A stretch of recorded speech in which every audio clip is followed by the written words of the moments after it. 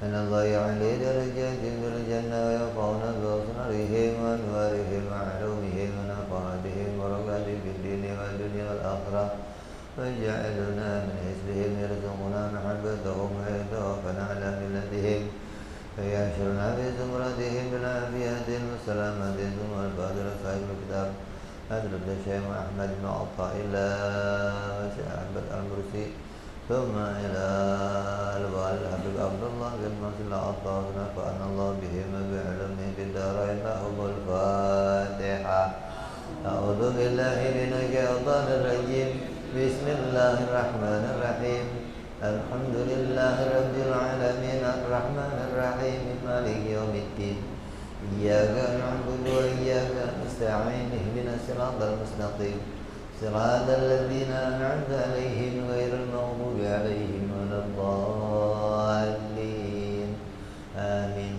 بسم الله الرحمن الرحيم. نويت تعلما وتعليما وتذكرا وتذكيرا والنفعا والانتفاعا والإفادة والاستفادة والحث على التمسك بكتاب الله سنة رسول الله صلى الله عليه وسلم والدعاء إلى الهدى والدلالة على الخير ابتغاء مرضاته وقربه وثوابه حسن الخاتمة مع اللطف والعافية وصلاح العاقبة. Bismillahirrahmanirrahim. Alhamdulillahirabbil alamin. Salatu wassalamu ala asyrafil anbiya'i wal mursalin Sayyidina wa habibina wa syafi'ina wa maulana Muhammadin wa ala alihi wa sahbihi ajma'in. Amma ba'du. Qala musanniful kitab Hadratus Syekh Imam Ahmad ibn Athaillah rahimahullah. Thumma ila Sayyid Syarha Kiai Saleh bin Umar Darat rahimahullah. Nafa'ana bihima wa bi ulumihima fid darain. Allahumma aftah qulubana futuhal arifin wa bihikmatika wansur alaina birahmatika ya arhamar rahimin ila anfal. Sampai kita pada hikmah yang ke 137.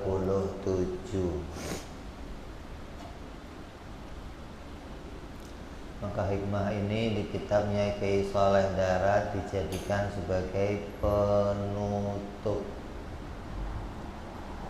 Kalau di kitab aslinya, di kitab induknya Imam Ahmad bin Athaillah sampai pada 264 bait.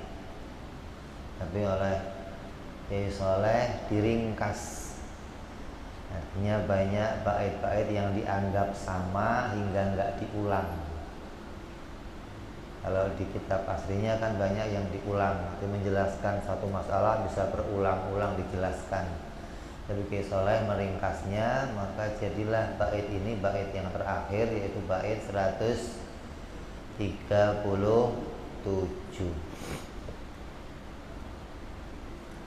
Imam Ahmad berkata dalam baitnya, laula mayadinun nufus ma tahaqqaqa sayrus sairin. Andai kata tidak ada lapangan perjuangan melawan hawa nafsu, maka pasti tidak dapat terbukti perjalanan orang-orang yang menuju kepada Allah Subhanahu wa ta'ala. Itu makna terjemahnya.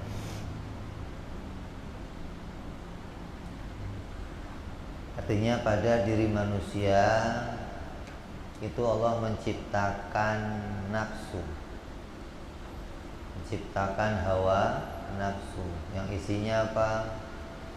Ada sombong, ada takabur, ada riya, ada cinta kepada dunia dan yang lain-lainnya dari sifat-sifat nafsu yang buruk. Ada pula Allah ciptakan pada diri manusia kebiasaan-kebiasaan yang terkait sama nafsu juga, yaitu makan, minum, berpakaian bagus, punya rumah bagus, punya mobil bagus, kawin, bekerja dengan prestis yang tinggi. Ini juga kebiasaan-kebiasaan yang Allah munculkan pada dirinya manusia.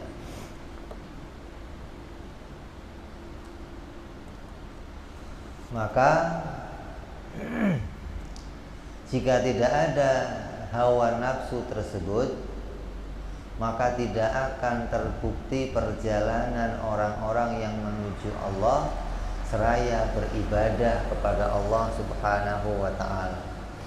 Maka dengan adanya hawa nafsu, ada yang namanya usaha mengekangi hawa nafsu, usaha mengendalikan hawa nafsu. Jika tidak ada ini, maka nggak ada lagi perbedaan kemuliaan antara manusia yang satu dengan manusia yang lain. Kalau nggak ada perjalanan ini, maka nggak terbukti bagaimana wali-walinya Allah mendapatkan keistimewaan dari Allah Subhanahu wa ta'ala. Maka perjalanan tersebut namanya suluk. Apa? Suluk itu perjalanan bagaimana mengekang hawa nafsu, bagaimana mengendalikan hawa nafsu, bukan menghilangkan hawa nafsu, tapi hawa nafsu akan kita kendalikan menjadi hawa nafsu yang baik, menjadi nafsu yang tunduk, menjadi nafsu yang mau ibadah kepada Allah Subhanahu wa ta'ala. Maka jika tidak karena nafsu, maka secara rasional di dalam pandangan manusia tidak akan diketahui orang-orang yang melakukan suluk menuju Allah. Tak kelihatan. Bagaimana membedakannya? Makan sama-sama makan, minum sama-sama minum, tidur sama-sama tidur, bekerja sama-sama bekerja, kawin sama-sama kawin. Maka yang menjadi hijab di antara hijabnya para wali-walinya Allah, hingga kita nggak bisa tahu mana yang wali-walinya Allah, mana orang biasa. Allah menghijab wali-walinya itu dengan hukum adat, dengan hukum kebiasaan. Nanti walinya Allah itu dijadikan khawarik semua, mereka nggak makan, nggak minum, nggak tidur, kita akan tahu tuh, oh ini walinya Allah, ini yang bukan walinya Allah. Tapi mereka sama, wali yang makan, kalian makan, wali yang tidur, kalian tidur, mereka minum, kita minum. Ya kita nggak bisa bedain nih, ini mana yang wali, mana yang bukan wali. Maka keadaan kemuliaan mereka adalah dengan adanya suluk tadi, dengan adanya jalan yang mereka tempuh, bagaimana mengekangi hawa nafsunya, bagaimana memperjuangkan itu semua agar bisa suci, bisa bersih hatinya dari segala sifat-sifat yang buruk, dari segala sifat-sifat yang tercela, dari segala sifat-sifat yang kotor. Kalau mau bicara kedekatan dengan Allah Subhanahu wa ta'ala, kata Allah Subhanahu wa ta'ala, nahnu aqrabu ilaihi min hablil warid. bahwa ilmuku, kata Allah, terhadap hamba-hambaku itu lebih dekat daripada urat lehernya manusia. Allah mengetahui setiap perjalanannya manusia. Maka Allah pula yang akan membedakan mana hamba yang diberikan Allah layak untuk mendapatkan kemuliaan dan mana hamba yang oleh Allah tidak diberikan kemuliaan. Dari mana membedakannya? Dari adanya suluk di antara mereka. Maka kitab Hikam ini adalah kitab yang mengajarkan kita bagaimana perjalanan mereka menuju kepada Allah Subhanahu wa ta'ala. Bagaimana mengendalikan nafsu kita, bagaimana mengekangi itu semua agar terkendali.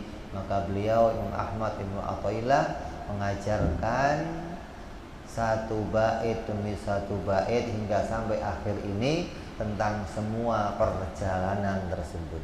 Kalau pada diri kalian tidak ada sifat-sifat ini, maka tidak ada kemuliaan yang akan kalian raih di hadapannya Allah Subhanahu wa ta'ala. Allah Maha mengetahui semua tindakan kita. Allah Maha mengetahui semua yang kita lakukan. Kalau hanya bicara makan, minum, gak ada bedanya yang satu dengan yang lainnya. Tapi ketika mereka, para wali-walinya Allah makan, beda dengan makannya kita. Di mana bedanya? Wali-walinya Allah kalau makan itu naik ke derajatnya malaikat. Kenapa? Ya Allah, kalau enggak karena sifat kemanusiaan saya nggak mau makan ya Allah. Karena nggak pakai makan pun Engkau bisa menghidupkan saya ya Allah.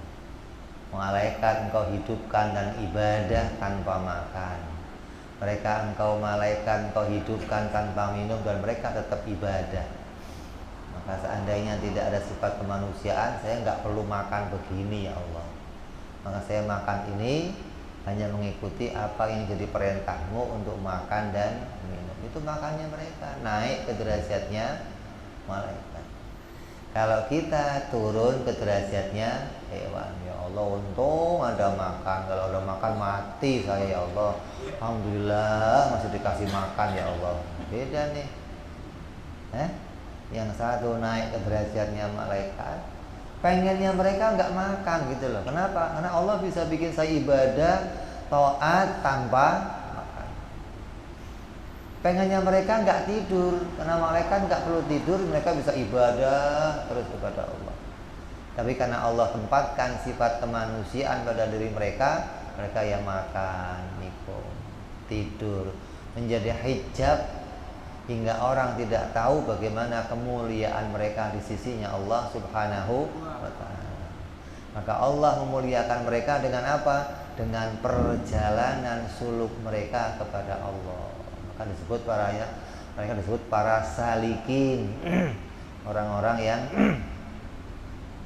menempuh jalan untuk sampai kepada Allah Subhanahu wa ta'ala, untuk sampai kepada keridhaannya Allah Subhanahu wa ta'ala. Maka maksudnya dari ayat tadi artinya seberapa besar dan jauh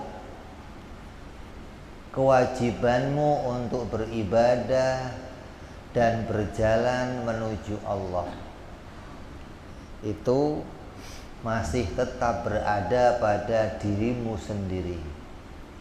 Karena yang membuat berat dan jauh adalah syahwat nafsumu. Maka jika syahwat nafsu itu tidak ada, maka engkau tidak akan butuh untuk menghadap kepada Allah Subhanahu wa ta'ala. Andai syahwat dan nafsu itu enggak ada yang berat untuk menghadap kepada Allah. Semuanya ringan. Maka dengan adanya syahwat tersebut, Allah bedakan mana orang-orang yang tetap hatinya ikhlas, ringan, mudah menghadap Allah, ada yang ibadahnya dengan keadaan berat, dengan keadaan susah payah. Subuh aja mau bangun, Allah beratnya minta ampun. Berat apa berat? Berat apa berat? Mau sholat sunnah aja berat, mau Senin Kemis berat, mau tahajud berat. Kalau nggak kena hawa nafsu, berat itu nggak ada. Maka nggak ada bedanya berarti antara yang satu dengan yang lainnya. Semuanya enteng ibadahnya. Maka dari sinilah untuk membedakan yang satu dengan yang lain, Allah tempatkan hawa nafsu dalam diri kita, hingga siapa yang bisa mengekangnya, mengendalikannya, hingga ibadah yang menjadi ibadah yang lancar, tenang, bahagia, maka dia mendapatkan kemuliaan di sisi Allah Subhanahu wa ta'ala. Siapa yang nggak bisa mengendalikannya, nggak bisa mengekangnya, maka dia tetap berada pada dirinya sendiri, tetap berada pada keadaan yang rendah, tetap berada pada keadaan yang tidak bisa diangkat derajatnya di sisi Allah Subhanahu wa ta'ala. Jadi yang membedakan adalah letaknya Allah letakkan hawa nafsu dalam diri kita. Jadi jangan dianggap ngapain ya Allah kasih nafsu dalam diri kita. Justru dengan adanya itu tanpa perjuangan seorang hamba. Bagaimana seorang hamba berjuang? Perjuangan itulah yang akan dinilai oleh Allah mengangkat derajatnya seseorang. Kalau nggak ada ini, nggak ada perjuangan. Ada nggak malaikat berjuang untuk ibadah? Ada? Nggak ada. Nah, yang kita katakan kemarin, yang namanya musuh tugasnya apa? Tugasnya musuh apa? Menghalangi seseorang melakukan ibadah. Tugasnya musuh itu menghalangi kita menghadap kepada Allah. Maka Allah letakkan musuh-musuh pada diri kita. Di luar diri kita Allah letakkan iblis, Allah letakkan setan. Di dalam diri kita Allah letakkan hawa nafsu. Maka ini adalah musuh-musuh yang menghalangi kita agar jadi orang yang mudah melakukan ibadah. Kalau kita berhasil melewatinya, berarti kita lulus. Dengan kelulusan itulah seseorang diangkat oleh Allah derajatnya hingga menjadi para kekasih-kekasihnya Allah Subhanahu wa ta'ala. Yang nggak lulus bagaimana? Ya masih di situ-situ aja. Mau kemana orang nggak lulus-lulus? Maka seumur hidup perjuangan kita bagaimana bisa lulus, bisa melakukan ibadah dengan baik, bisa melakukan aktivitas ketaatan kepada Allah walaupun kanan kiri kita dihadang oleh musuh luar maupun dari dalam. Jadi hikmahnya luar biasa, Allah jadikan hawa nafsu tersebut. Sebab hakikatnya berjalan menuju Allah atau suluk adalah memutus segala rintangan hawa nafsu. Bagaimana itu bisa putus? Bagaimana itu bisa terkendali? Bagaimana itu bisa tidak menghalangi kita hingga kita tetap bisa dengan mudah ibadah kepada Allah tanpa terhalang oleh itu semua. Maka segala rintangan hawa nafsu yang menghalang-halangi ibadah dan melebur atau menghancurkan semua keinginan hawa nafsu itu bisa kita lewati dengan baik. Kalau itu bisa berhasil, maka jadilah dia orang yang diangkat derajatnya oleh Allah Subhanahu wa ta'ala.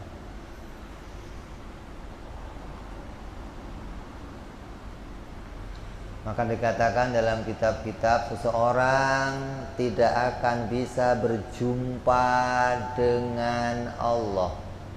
Seseorang gak akan bisa menghadap dengan baik kepada Allah sebelum dia melewati 4 perkara. Sebelum dia melewati 4 perkara. Apa 4 itu? Yang pertama adalah dunia, yang kedua adalah makhluk, yang ketiga adalah setan, yang keempat adalah hawa nafsu amarah. Kalau empat ini bisa kita tundukkan, empat ini bisa kita lewati, maka kamu akan menghadap kepada Allah. Kamu akan bisa melihat Allah dengan benar, menyaksikan Allah tiap waktu dengan mata batinmu yang jernih. Yang mata batin itu nggak terhalang lagi oleh apapun. Nggak terhalang lagi mata batin itu dengan empat perkara ini. Yang menghalangi seseorang nggak bisa menyaksikan Allah dari hatinya adalah empat ini. Dunia menghijabnya, makhluk menghijabnya, setan masih menghijabnya, nafsu amarah juga masih menghijabnya. Maka wajib membuang empat perkara tersebut, membuang empat rintangan tersebut, supaya ibadah kita menjadi sempurna. Kenapa? Dengan membuang empat itu, hati menyaksikan Allah dengan jelas, hingga ibadah menjadi sempurna di hadapannya Allah Subhanahu wa ta'ala. Selagi masih terganggu empat ini, selamanya tidak akan bisa melewatinya, selamanya nggak akan bisa menghadap Allah dengan baik. Maka pertanyaannya, gimana cara memeranginya? Yang pertama, cara memeranginya adalah dengan tidak cinta kepada dunia. Hilangkan di hati kita cinta kepada dunia.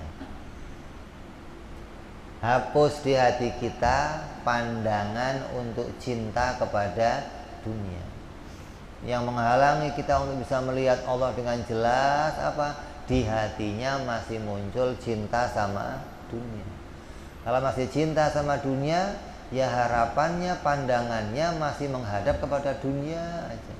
Karena hati itu akan selalu menghadap, melirik, melihat yang dicintai. Kamu cinta motor, ya kemana aja yang kamu lihat motor kamu. Ngaji yang liriknya motor, takut hilang. Kamu jalan-jalan yang dilirik motor, parkir ke mall dari jauh yang dilirik. Kalau kamu cinta sama motor, itu contoh yang kecilnya begitu. Jadi kalau hati itu akan condong pada sesuatu yang dia cintai. Kalau dia masih cinta dunia, berarti kecondongannya, pandangannya akan tertuju dunia terus. Ini menghalangi dia memandang Allah dengan baik. Ini menghalangi dia bisa terbuka untuk melihat Allah dengan baik gitu. Kalau ini hilang, maka satu penghalang kamu telah kamu hilangkan. Kalau ini bisa tidak lagi terjadi, berarti satu penghalang telah berhasil kamu hapus. Yang kedua, menjauhi makhluk, tidak menyukai makhluk, tidak menyukai pujian dari makhluk, tidak menyukai pandangan dari makhluk, tidak mengharapkan apapun dari makhluk. Yang membuat kita terhalang untuk melihat Allah karena kita kadang masih menoleh pada makhluk. Kalau masih menoleh pada makhluk, ya Allah nggak kelihatan. Wong kita hanya bisa mandang satu arah. Kamu kalau melihat ke kanan, yang kiri kelihatan nggak? Kalau lihat ke kiri, yang kanan. Kalau kamu lagi mandang makhluk, Allah nggak kelihatan. Kalau kita masih punya pandangan kepada makhluk, mengharap pujian makhluk, diagungkan makhluk, dimuliakan makhluk, dipuja-puja makhluk, takut dihina sama makhluk, takut dikecewakan sama makhluk, takut diejek sama makhluk. Ya yang diperhatiin makhluk terus. Maka Allah gimana? Nggak akan kelihatan dengan baik, nggak akan. Ini penghalang kamu yang kedua adalah makhluk.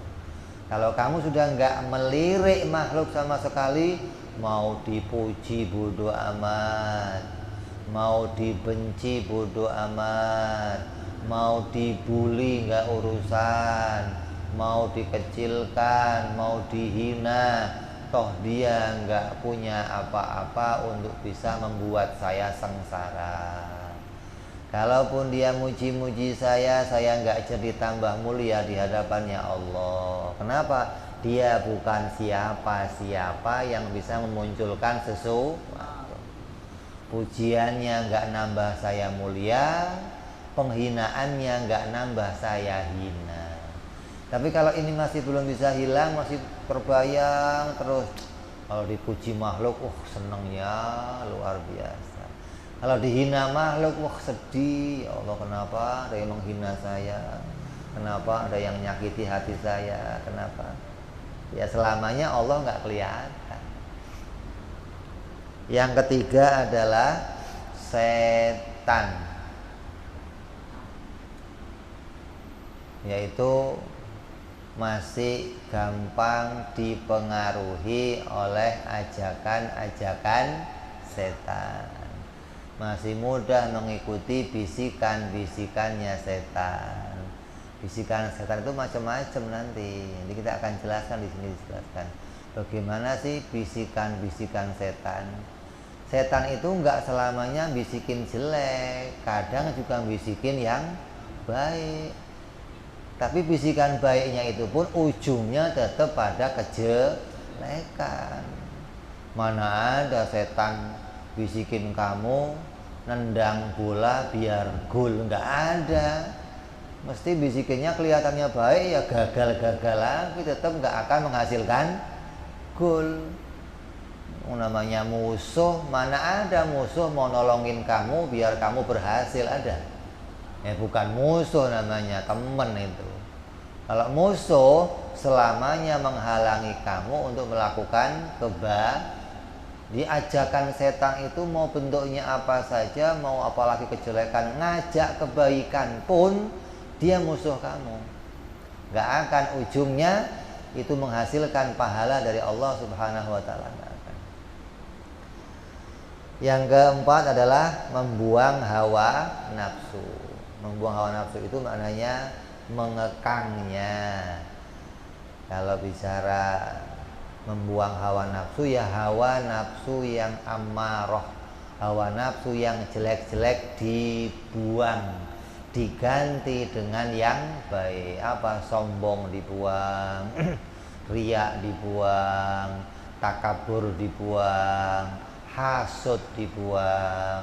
Semua yang membawa kepada makna amarah kita buang, hingga diganti dengan sifat-sifat yang baik, yang terpuji, yang dimuliakan oleh Allah Subhanahu wa ta'ala.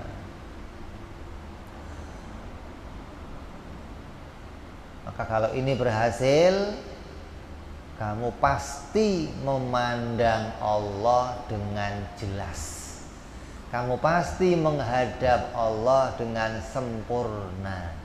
Gak ada lagi penghalang yang menghalangi kamu untuk menghadap, menyaksikan Allah Subhanahu wa ta'ala.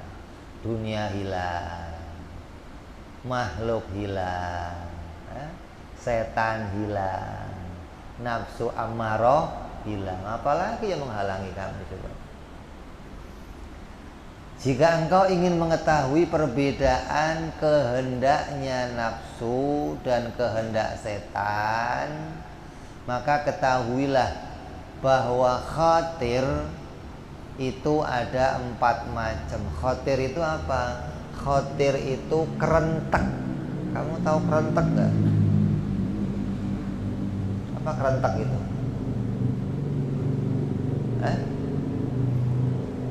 keinginan yang muncul dalam hati. Tiba-tiba muncul satu keinginan, atau hatinya kerentek gitu loh, atau hatinya apa, ngomong begini saya mau kesini terbersik satu khatir, muncul bisikan-bisikan di dalam hatinya seseorang. Tiap manusia pasti muncul khatir-khatir tersebut. Nah, khatir itu ada 4 macam.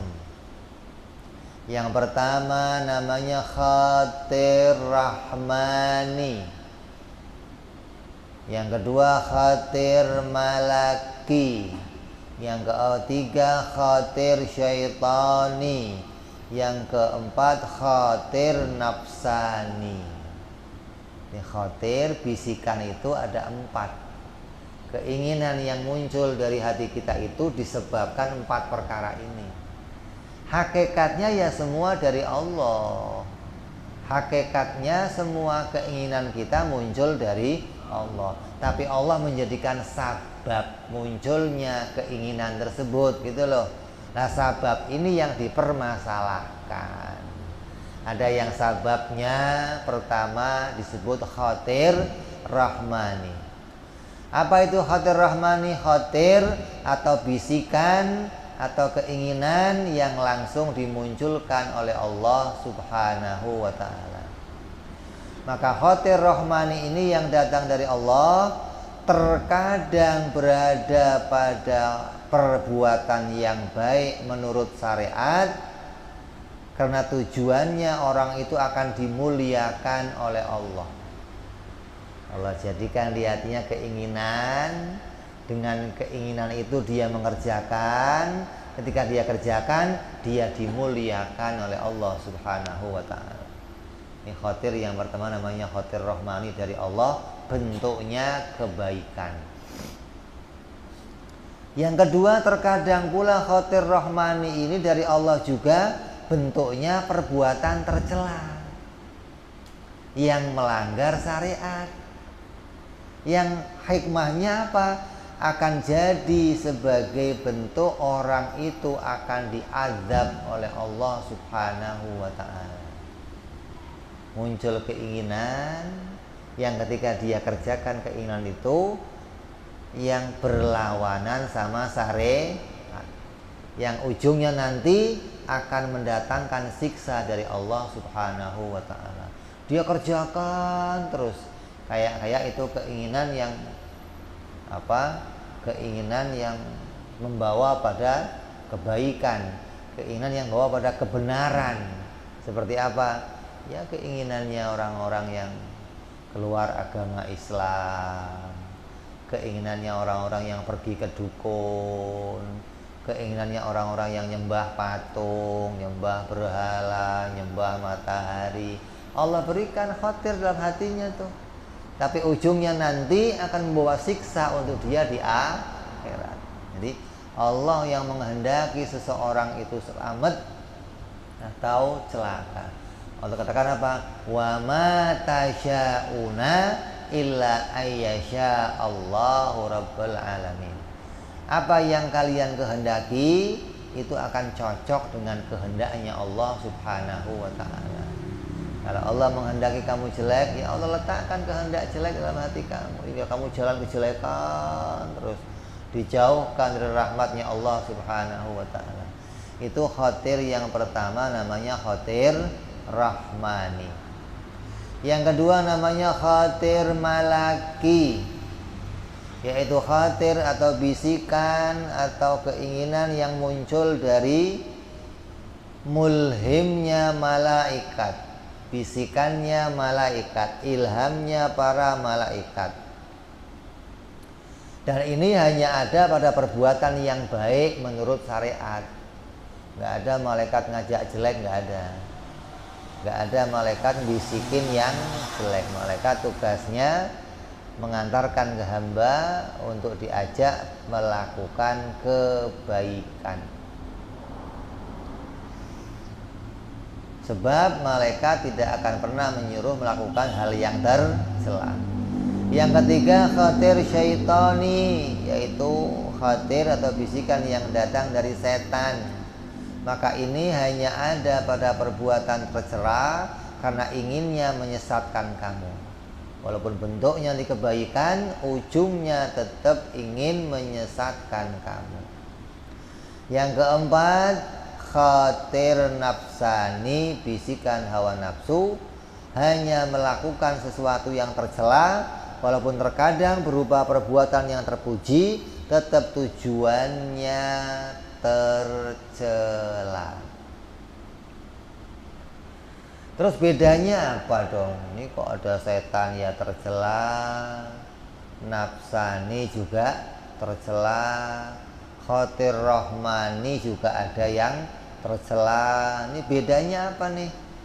Adapun perbedaan antara khatir syaitani, khatir nafsani, dan khatir rahmani adalah bedanya apabila kehendak berbuat kejelekan kok muncul di hati kamu nih, pingin berbuat yang jelek-jelek, muncul di hati kamu ingin berbuat yang melanggar pada aturan syariat, maka timbanglah dan renungkanlah, pikir dulu nih, gimana nih kok tiba-tiba hati saya pengen ngelakuin yang jelek, ini dari mana ini kok tiba-tiba saya pengen ngelakuin satu yang maksiat, ini dari mana muncul keinginannya nih. Jika engkau menemukan khatir tersebut masih tetap atas keinginannya dan tidak bisa ditolak, dan timbulnya kehendak tercela tersebut setelah melakukan perbuatan yang tercela, maka khatir tersebut dari Allah. Sebelumnya kamu ngelakuin kejelekan, setelah kamu ngelakuin kejelekan, muncul lagi keinginan berbuat jelek lagi. Setelah ngelakuin jelek lagi, muncul lagi keinginan jelek lagi. Dan itu nggak bisa dicegah, hati kamu nggak bisa menolaknya. Maka ingat, yang begitu mesti datangnya dari Allah, dan itu akan mendatangkan siksaan bagi seseorang. Maksudnya yang baik gimana? Kalau ada orang ngelakuin kejelekan, Allah ilhamkan di hatinya taubat. Nah ini bener nih, berarti Allah akan menolong dia, dosanya tadi akan diampuni. Tapi kalau ada orang dijadikan Allah hatinya tercerah ngelakuin kejelekan, lalu muncul lagi keinginan untuk berbuat jelek yang lain lagi, muncul lagi ini yang jelek lagi, tanpa bisa dia hentikan, tanpa dia bisa memilih yang lainnya, maunya jelek terus, maka itu datangnya dari Allah, dan alamatnya orang itu dapat siksa dari Allah Subhanahu wa ta'ala. Na'udzubillahi min dzalik. Maka hati-hati nih, itu bisa kamu kontrol untuk diri kamu.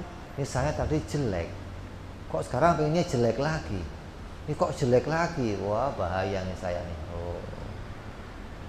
Kamu akan tahu kalau keinginan itu didatangkan oleh Allah, yang nanti akan bawa kamu pada siksaan dari Allah Subhanahu wa ta'ala. Kamu akan dihina dengan hal-hal itu, akan disiksa oleh Allah dengan segala keinginan tersebut. Hakikatnya Allah yang munculin, tapi kamu yang membuat keputusan untuk melakukannya. Maka keinginan tersebut yang nanti akan Allah pertanyakan, kenapa ente milihnya itu, kenapa milihnya itu. Ini namanya khatir rahmani, yang melakukan yang mendatangkan pada kejelekan. Dari satu kejelekan berjalan pada kejelekan yang lain, ingin jelek lagi tanpa bisa dihentikan, tanpa bisa kamu milih yang lainnya. Artinya nggak muncul keinginan taubat sama sekali gitu loh, nggak muncul keinginan penyesalan sama sekali, nggak muncul. Maka itu berarti Allah yang mendatangkannya, dan itu alamat akan mendatangkan siksa dari Allah Subhanahu wa ta'ala. Hari ini zina, besok pengen zina lagi, besok pengen zina lagi tanpa ada penyesalan, ini bisa alamatnya itu dari Allah dan akan mendatangkan siksa kepada seseorang. Hari ini minum arak, besok punya cita-cita minum arak lagi, besok mau minum arak lagi tanpa punya penyesalan, tanpa pingin bertaubat, maka itu bisa alamatnya dia mendapat siksa dari Allah Subhanahu wa ta'ala.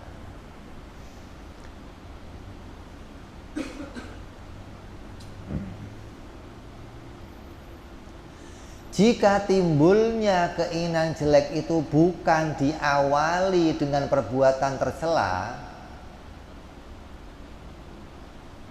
tidak mengingat dan tidak takut apapun, maka itu namanya khatir nafsani.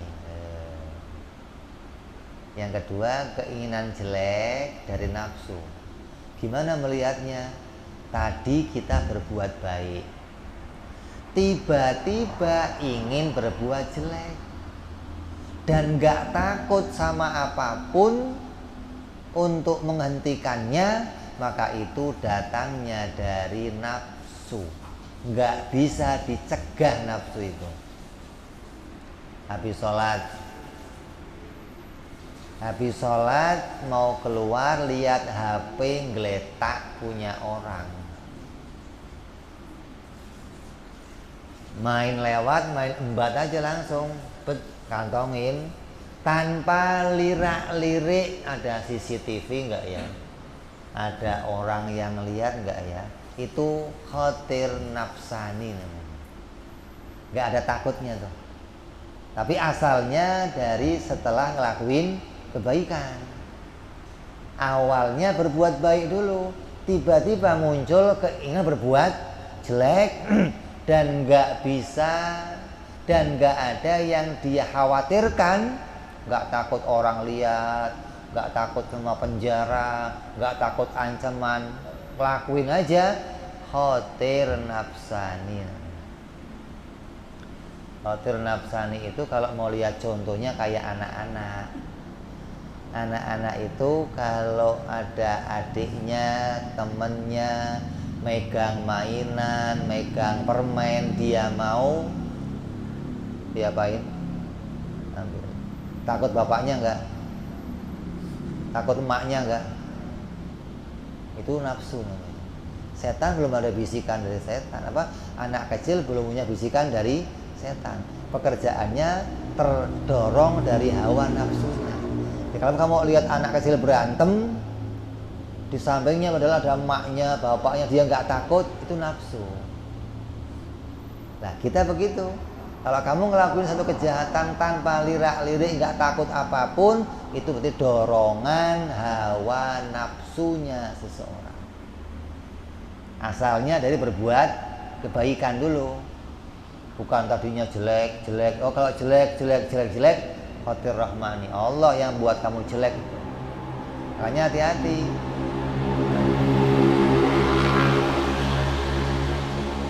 Ada orang nggak datang majelis, males ke majelis. Besok males ke majelis lagi.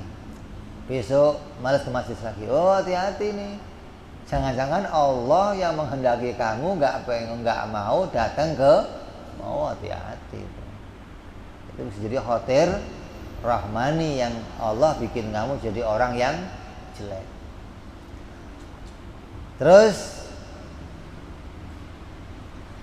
yang ketiga, dan jika keinginan berbuat jelek itu muncul dari awalnya berbuat baik, tiba-tiba ingin melakukan kejelekan, tapi ragu-ragu dan disertai rasa takut untuk melakukannya, maka itu khatir syaitoni. Beda nih. Kalau kamu habis sholat, tiba-tiba ada HP, hati ngomong ambil, tapi lirak-lirik, ada orang nggak ya? Kasih CCTV nggak ya? Itu syaitoni. Bedanya nih. Jadi kamu harus merenungkan. Ketika muncul keinginan jelek, renungin coba. Kamu akan bisa bedain, wah ini setan nih, wah ini nafsu nih. Tapi kalau kamu ada keinginan jelek, ikut jelek, kamu nggak bisa bedain, nggak bisa. Jadi kalau kamu renungkan, nanti akan muncul perbedaannya. Kamu akan tahu, oh ini dari Allah nih. Ini Allah bikin saya jadi jelek. Kamu kalau terus begini, azab, saya diadab sama Allahnya. Bisa kembali kamu. Oh ini setan nih. Asal ada sesuatu, kamu lirik, mau minum arak, ada orang nggak ya? Itu setan tuh. Tapi kalau ini wah nafsu itu mah udah nggak ada takutnya, udah lirik enggak apa enggak, itu nafsu.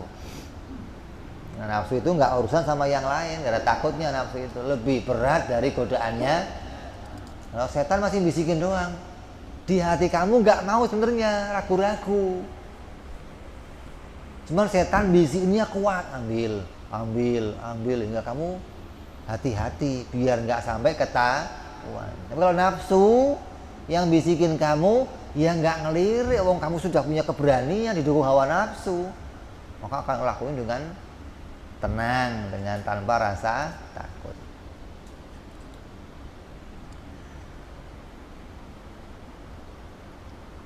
Maka hakikat keempatnya tersebut sebenarnya ya dari Allah. Karena tidak ada sesuatu pun yang terjadi di kolong langit dan bumi kecuali atas kehendaknya Allah. Tidak ada yang bergerak, tidak ada yang diam, dan tidak ada sesuatu yang terbersit di hati kita. Geraknya badan kita, diamnya badan kita dari Allah. Geraknya hati kita, kan hati itu muqallibal qulub, bolak-balik tuh. Maka itu pun dari Allah. Hati yang tenang datang dari Allah, yang bolak-balik ya datang dari Allah. Makanya nggak ada yang bergerak dan diam, mau dohirnya seseorang, mau batin seseorang, hakikatnya itu dari Allah Subhanahu wa ta'ala.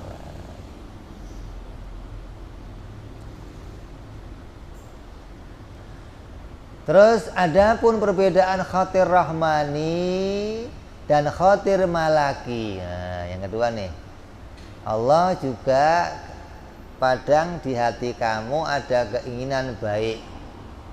Ada juga kadang kebaikan itu atas dorongan ilham dari Allah.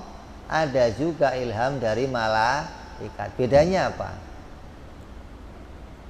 Pahami dan renungkan, kamu akan tahu bedanya. Kalau enggak ketemu nih.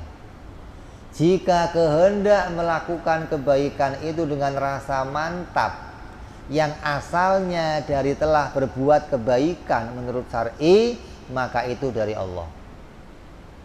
Tadi berbuat baik, tiba-tiba ingin berbuat baik lagi, tiba-tiba ingin berbuat baik lagi tanpa bisa dicegah, itu dari Allah.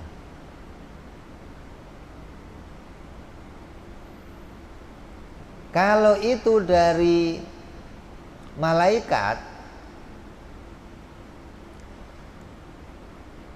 kamu ragu-ragu melakukan kebaikan atau meninggalkannya, dan kehendak itu tidak setelah melakukan kebaikan, maka itu khatir malaki.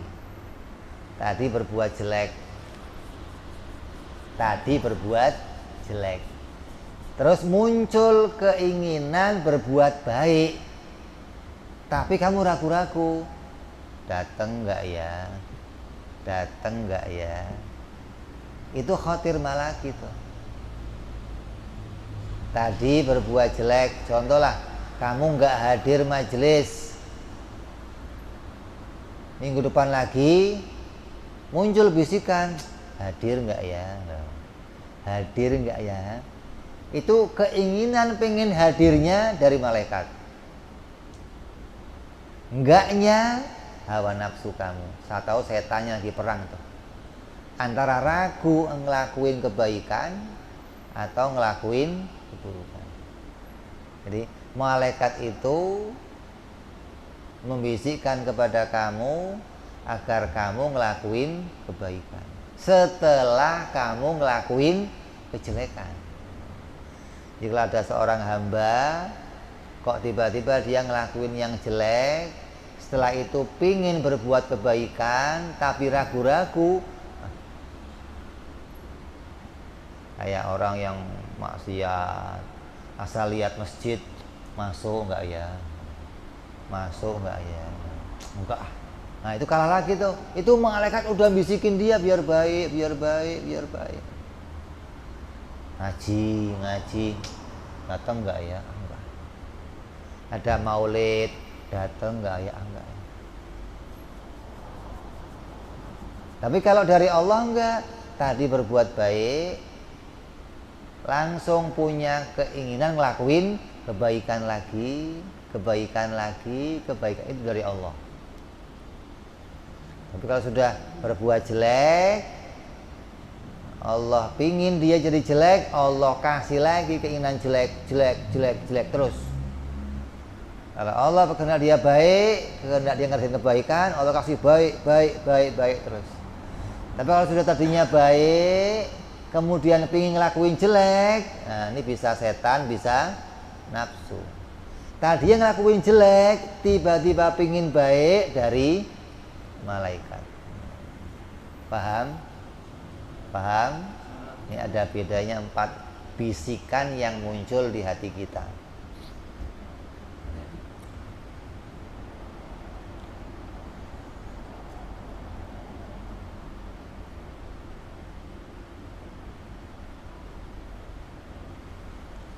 Jika ingin melakukan kebajikan tidak disertai dengan syarat dan rukun serta tergesa-gesa, maka itu bisikannya setan pula. Oh, ada nih setan nih, ajaknya baik, sholat, tapi ketika ngajak sholat, udah nggak usah mikirin sarung, ambil aja sarung yang mana aja, nggak usah mikirin sarungnya suci atau enggak, wudhu aja yang penting basuh, cap selesai. Oh ini setan ya, ngajak kebaikan tapi nggak disuruh perhatiin syarat dan rukun, toh hasilnya nggak jadi baik, malah tetap gagal, kamu dapat nilai baik. Nggak mungkin setan ngajak kamu baik terus biar kamu berhasil, nggak ada. Setan goblok itu namanya, setan stres. Kalau setan yang betul-betul ngajak kamu jelek, niatnya bisikin kamu jelek, walaupun kelihatannya kebaikan, ujungnya jelek. Nafsu ya begitu. Kamu kok tiba-tiba pingin berbuat baik, ada orang datang nih, ke majelis tuh, ayo. Nafsunya semangat. Kamu harus perhatiin, ini biasanya saya malas ke majelis, kok tiba-tiba diajak saya semangat ke, ada apa nafsu saya ini? Teliti aja, berangkat, kamu teliti. Oh ternyata biar saya dilihat orang. Oh ujungnya kamu tahu tuh, oh ternyata biar saya dinilai penghormatan sama orang. Oh kamu akan tahu nanti. Kenapa? Yang tadinya males tiba-tiba dapat semangat, maka itu mesti ada udang di balik batu. Nafsu itu begitu, setan ya begitu. Kalau ngajak kebaikan, ujungnya mesti pada kejelekan. Wallahu a'lam. Syekh Abu Madyan berkata, siapa saja yang tidak membunuh nafsunya, maka tidak akan bisa melihat kebenaran. Kalau kamu nggak bunuh 4 tadi, kamu nggak bisa lihat kebenaran secara sebenarnya. Hanya ngelihatnya kayak ini benar gitu loh, kayak ini pas, kayak ini lurus. kamu kerjakan, kamu pertahankan, pada ujungnya itu pada kejelekan. Syekh Abu Abbas berkata, seseorang hamba tidak akan bisa mencapai Allah kecuali melewati dua pintu. Yang pertama pintunya namanya fanaul akbar, membunuh dirinya sendiri. Yang kedua namanya fanaul asghar, membunuh hawa nafsunya atau nafsu ammarah. Mau bunuh diri? Mau nggak bunuh diri? Kalau kamu nggak bisa bunuh diri kamu nggak akan bisa mencapai memandang Allah Subhanahu wa Ta'ala dengan benar. Yang dimaksud fanaul akbar adalah sampainya kamu pada pemahaman fana, maqamul fana secara sebenarnya. Apa itu? Saya ini nggak ada. Yang murni ada, yang asli ada hanya Allah. Saya ini hanya diada-adakan. Sholat saya diadakan, ibadah saya diadakan, taat saya diadakan. Saya ngelakuin apa saja itu hasil diadakan oleh Allah. Ngelihat orang semua diadakan, apapun itu fana. Kamu nggak ngelihat ada yang langgeng, ada yang muncul, ada yang asli pada diri kamu sendiri atau pada orang lain. Itu namanya fana. Kalau kamu bisa pada makom fana ini, maka kamu akan bisa mandang Allah dengan benar. Kenapa? Yang kelihatan nanti Allah terus. Nah yang lain kamu anggap nggak ada. Yang ada siapa? Ya Allah. Lihat ini yang muncul Allah, lihat ini yang muncul Allah, yang muncul Allah. Hingga tidak ada halangan kamu untuk melihat kepada Allah Subhanahu wa Ta'ala. Jadi orang itu ada dua. Ada Allah terhalang oleh makhluk. Satu lagi ada makhluk terhalang oleh Allah. Jadi kamu nggak bisa ngelihat makhluk, yang kamu lihat Allah. Ini makom fana. Kalau kamu belum makom fana ini, belum bisa sampai pada itu. Yang dilihat ya makhluk aja. Tapi kalau kamu sampai pada makom ini, ngelihat gelas, ya kelihatannya gelas, tapi hati kamu diadakan sama Allah. Lihat meja ya meja, nggak berubah jadi tuyul, enggak, ya meja, tapi hatinya Allah yang bikin, Allah yang kelihatan gitu loh. Yang kelihatan di hatinya maksudnya. Kalau matanya tetap melihatnya meja, nggak berubah jadi Allah, enggak. Kamu ngelihat gedung tinggi, lihat mobil mewah, lihat baju bagus, lihat, ya kelihatannya sama mata kamu, tapi hati kamu sudah nggak ngelihat. Kalau saya punya itu akan jadi begini, itu nggak muncul lagi gitu loh.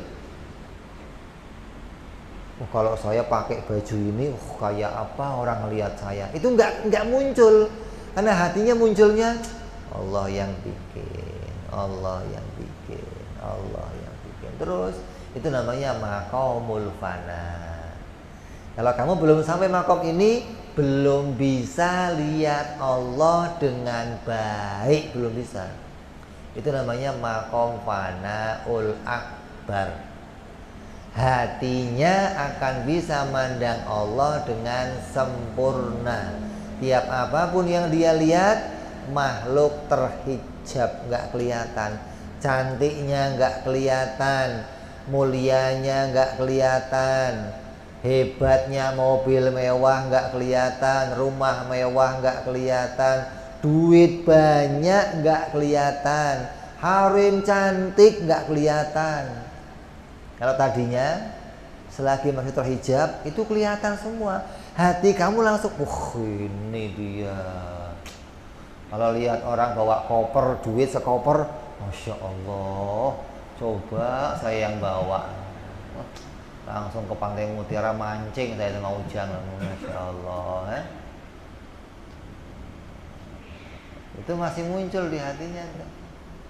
Tapi ketika sampai pada makom ini, maka orang bisa memandang Allah dengan sempurna. Gak ada keinginan yang muncul lagi, gak ada yang lainnya. Kenapa? Lalu gak ada guru ini, gak ada, artinya gak ada ini. Nah untuk apa? Duit banyak yang gak ada gunanya. Wong Allah yang bikin. Nanti Allah yang bikin asarnya, Allah yang bikin hasilnya, Allah yang bikin manfaatnya. Maka orang begini gak pernah ada takutnya sama apapun. Maka dikatakan inna ala awliya Allah la khaufun alaihim wala hum yahzanun. Kenapa? Yang dipandang Allah. Ente ini seorang anak kecil nih, gambaran anak kecil dah. Atau kamu lah, kamu jalan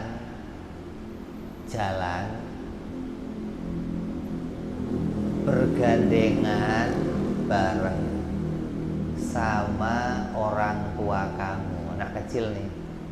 Itu kalau ngelihat ada anak-anak yang lain, nggak ada takutnya dia. Tadinya kalau jalan sendiri, ketemu si Anu takut, Sekolah, nggak apa. Kenapa takut? Ada si Anu, ntar dipalakin, ntar di ini. Begitu kamu digandeng orang tua kamu, ada takutnya? Ya kayak kamu lah, kamu jalan sama Hercules. Kira-kira ada takutnya kamu? Hah? Pede aja. Apa lo? Ada takutnya. Tapi kalau ini nggak kelihatan, Allahnya nggak kelihatan, takutnya muncul. Makanya ada dua makom dari itu. Allah yang terhijab dari makhluk atau makhluk terhijab oleh, ya kan hebat. Makhluk kelihatan ini aja, tapi bagi kamu terhijab. Coba. Ini udah fanaul akbar. Yang kedua fanaul asghar, membunuh hawa nafsu. Artinya nafsu amarah itu hilang. Di hati kamu sudah nggak ada sombong, nggak ada riya, takabur, ujub, hasud, sum'ah, nggak ada, bersih. Maka hati yang seperti itu namanya hati yang sudah membunuh semua hal-hal yang berbau dunia, membunuh semua yang berbau amarah, diganti dengan sifat-sifat yang mahmudah, yang terpuji. Maka kata ya Abu Abbas, seseorang tidak bisa mencapai Allah dengan sempurna kecuali lewatin dua pintu, fanaul akbar dan fanaul asghar. Syekh Hatim Al-Asam beliau berkata, barang siapa hendak mengikuti thariqahku, ini Syekh Hatim ini orang sufi besar. Kamu baca riwayat-riwayatnya banyak Syekh Hatim ini. Kata dia, kalau ada orang pengen lewati thariqahku, madhabku dalam thariqah, maka jadikan nafsumu menjadi 4. Kamu harus bisa bikin nafsumu jadi 4. Pilah-pilah 4. Dan semua itu harus kamu matikan. Harus bisa membunuh 4 macam nafsu. Kata dia, yang pertama namanya mati merah. Mati merah. Yang kedua mati hitam. Yang ketiga mati putih. Yang keempat mati hijau. Kalau 4 ini belum bisa kamu matikan, kamu nggak usah ikut thariqah saya. Nanti segala yang merah-merah matiin, segala yang hitam matiin, segala yang putih matiin, segala yang hijau matiin. Dia membagi nafsu jadi 4. Ada nafsu yang warnanya merah, nafsu yang warnanya hitam, nafsu yang warnanya putih, nafsu yang warnanya hijau. Ini maksudnya nafsu amarah dunia ini. Apa itu nafsu merah itu? Yaitu mengingkari hawa nafsunya. Harus bisa mengingkari hawa nafsunya. Segala keinginan kamu ingkari. Kalau ingin makan, jangan makan. Kalau pengen tidur, jangan tidur. Kalau pengen minum, jangan minum. Kalau kepingin keluar, jangan keluar. Ini caranya ngekang hawa nafsu itu begitu memang. Yang namanya kuda liar, kamu punya kuda liar nih, meronta-ronta. Kamu naik ke atasnya, loncat sini, kamu nggak terkendali. Cara ngendaliinnya gimana? Bikin yang berlawanan. Kalau dia mau ke kiri, tarik ke kanan. Kalau dia mau ke kanan, tarik ke kiri. Nanti lama-lama anteng dia, nggak punya lagi kemauan.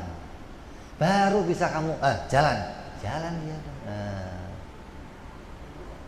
Selagi belum kamu kendalikan, ya kamu dibawa dia.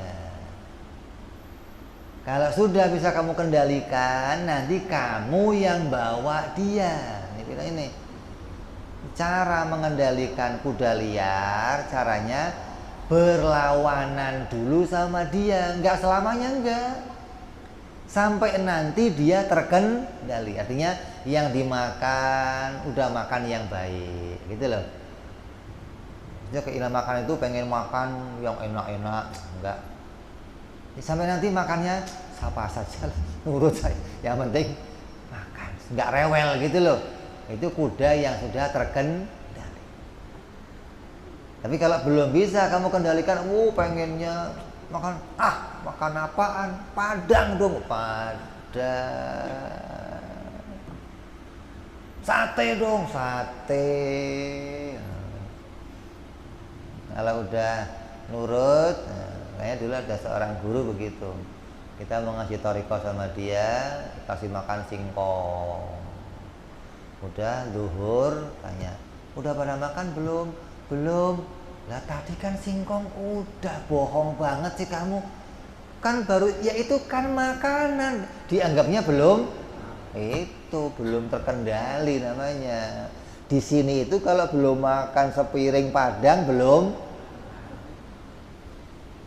Maka ini dimaksud, kendalikan dulu hawa nafsu. Kalau belum bisa, jangan. Yang kedua, mati hitam, maknanya sudah tahan disakiti manusia, dipukuli manusia, dijelek-jelekin manusia, diejek manusia, tahan. Kalau masih nggak tahan sama ejekan manusia, sakit hati, dijelekin manusia, dendam, udah. Kamu belum bisa jadi murid saya, belum bisa. Kendalikan dulu itu, maka kamu akan bisa nanti. Caranya gimana? Ulama punya cara macam-macam. Sehingga nanti ketika kamu betul-betul diuji dengan kejelekan, nama kamu dibully, nama kamu dijatuhkan, nama kamu kayak diceritakan siapa? Seorang tabi'in, ketika diberitakan, ya Syekh, tadi saya mau kemari, nama kamu diomongin di pasar, dicemarkan begini-begini. Sama siapa? Sama fulan. Masa? Dalam dia ambil kurma sekarung, kasihin orang itu ya. Kok dikasih? Enggak marah Syekh?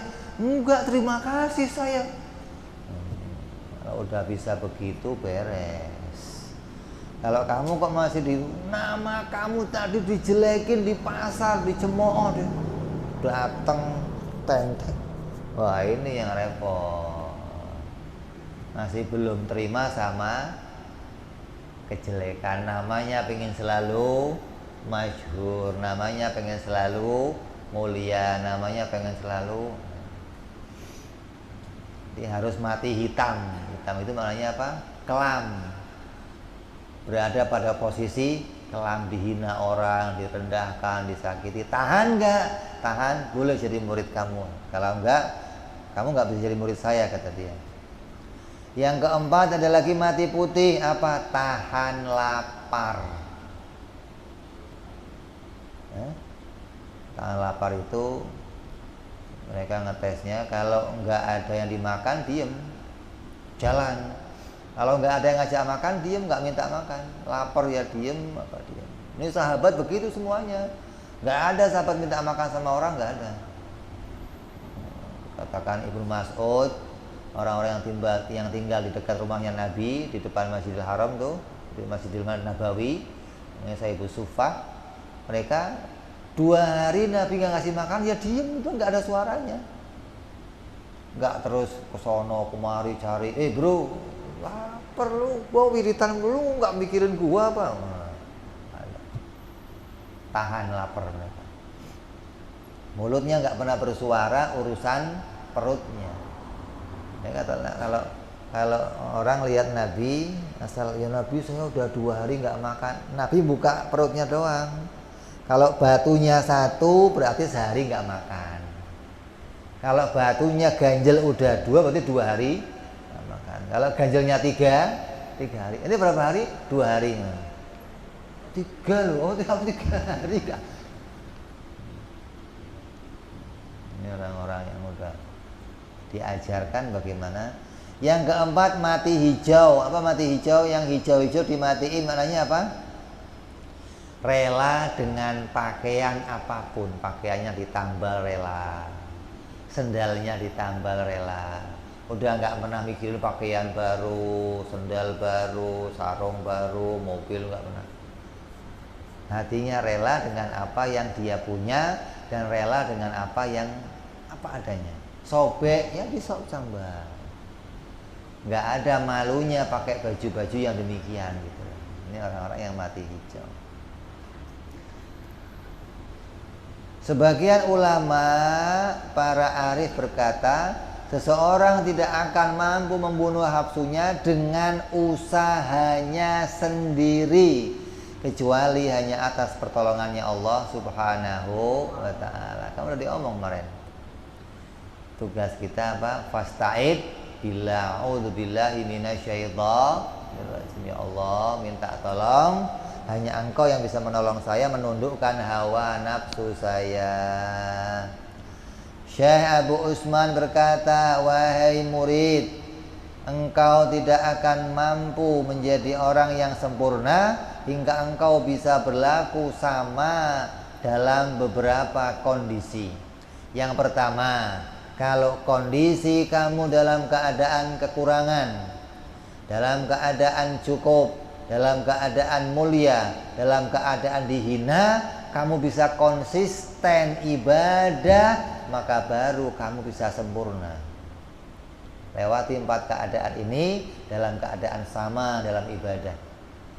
Terhina, tetap taat kepada Allah, patuh sama Allah, hatinya nggak gonjang-ganjing. Dimuliain, tetap begitu sama Allah, tunduk, hormat sama orang, nggak berubah. Dalam keadaan kekurangan tetap begitu. Dalam keadaan cukup tetap begitu. Maka kamu berarti sudah lulus pada segala cobaannya Allah. Karena cobaan kita kan begitu.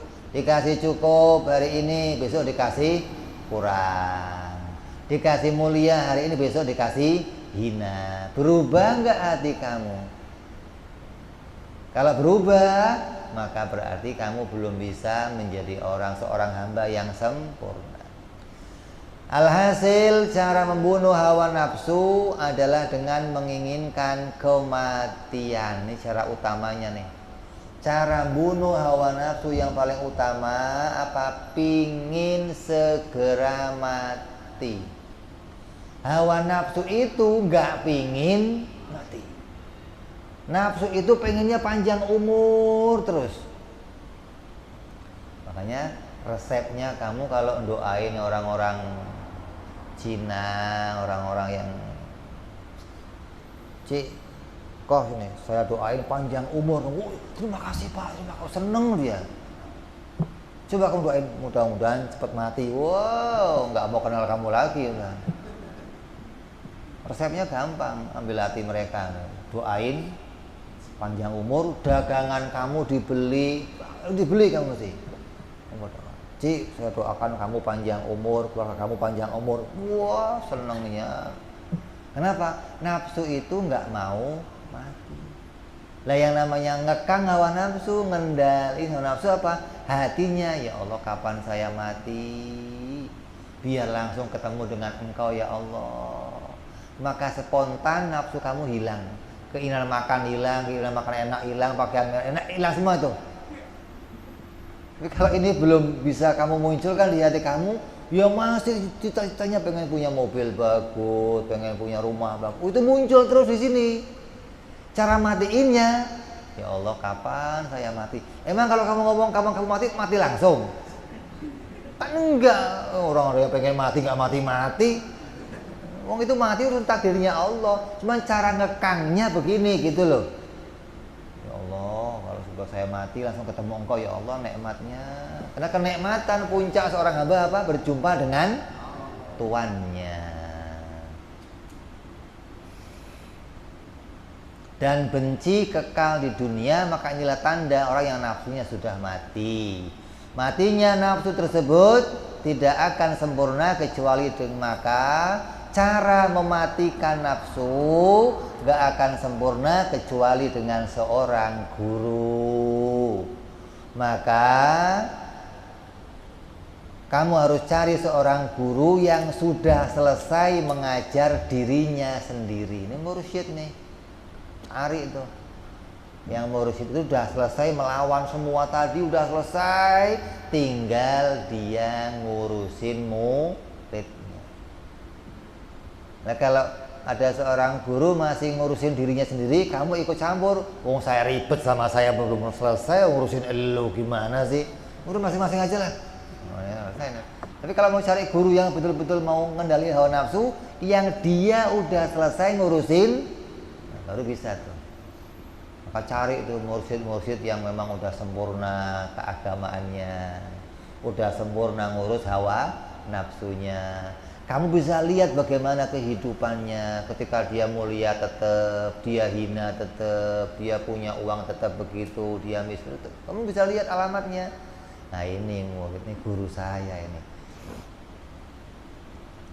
Sudah mengalahkan hawa nafsu. Jika engkau menemukan guru seperti itu, maka serahkan, pasrahkan diri kamu padanya dan ikuti perintahnya. Jangan pernah ragu, jadilah diri kamu seperti mayit di hadapannya. Saya pasrah mau diapain aja. Kenapa? Dia aja udah berhasil ngurusin dirinya. Maka dia akan bisa berhasil pula mendidik saya untuk jadi orang yang lepas dari hawa nafsu. Maka jangan ngeyel. Begini, siap. Begini, siap. Jangan, mau ngapain? Oh ya, udah sama. Jangan ngeyel. Pokoknya banyak orang-orang yang datang ke mursyid mau berguru, disuruh ini, berat. Oh ya berat ya susah. Ya ngerti berat, kalau nggak berat maka. Makanya butuh bimbingan seorang guru yang bisa membantu kita mengendalikan hawa nafsu kita. Mudah-mudahan apa yang disampaikan oleh Imam Ahmad Ibnu Athaillah dari bait ke bait disyarahi oleh Sahibu Syarah Kiai Saleh bin Umar Darat hingga penutupan ini bisa membawa kita mengerti tentang apa itu maknanya suluk, apa kegunaannya suluk, dan bagaimana tuntunan kita untuk bisa jadi orang yang salikin kepada Allah Subhanahu wa ta'ala. Jadi orang-orang yang muraqabah kepada Allah, mendekat kepada Allah hingga jadi hamba-hambanya Allah yang dimuliakan di dunia sampai di akhirat. Kita berharap mudah-mudahan Allah panjangkan umur kita dalam ketaatan, di dalam kebaikan, di dalam keimanan yang sempurna. Allah jadikan akal kita akal yang baik, nafsu kita terkendali. Allah jadikan ibadah kita ibadah yang ikhlas, ibadah yang karena ridhonya Allah Subhanahu wa ta'ala. Dan Allah temukan kita dengan guru-guru yang mulia, guru-guru yang baik, yang bisa membimbing kita kepada Allah Subhanahu wa ta'ala, hingga kita berhasil menjadi hamba-hamba yang bisa memandang Allah dengan mata hati kita hingga jernih, hingga kita bisa jumpa Allah di dunia, jumpa Allah nanti di akhirat. Amin ya rabbal ala hadhihi niyyah wa ala niyatin salihah wa ila hadratin nabi Muhammad sallallahu alaihi wasallam. Lahumul fatihah. A'udzu billahi minasyaitonir rajim. Bismillahirrahmanirrahim. Alhamdulillahi rabbil alamin arrahmanir rahim maliki yaumiddin. Iyyaka na'budu wa iyyaka nasta'in ihdinas siratal mustaqim. Siratal ladzina an'amta 'alaihim ghairil maghdubi 'alaihim waladdallin. Amin. Ya Rabbana i'tarafna bi annana iqtarafna wa annana asrafna 'ala ladha ashrafna fatub 'alaina tauba taghsil kulli hauba واستغفر لنا عوراتي وآمن رعاتي واغفر لوالدينا ربي ومولودينا والآل والإخوان وسائر الحلان وكل ذي محبة أو جيرة أو صحبة والمسلمين أجمع آمين ربي اسمع فضلا وجودا منا لا باكتساب منا بالمصطفى رسولنا بكل سولي صلى وسلم ربي عليه عند الحب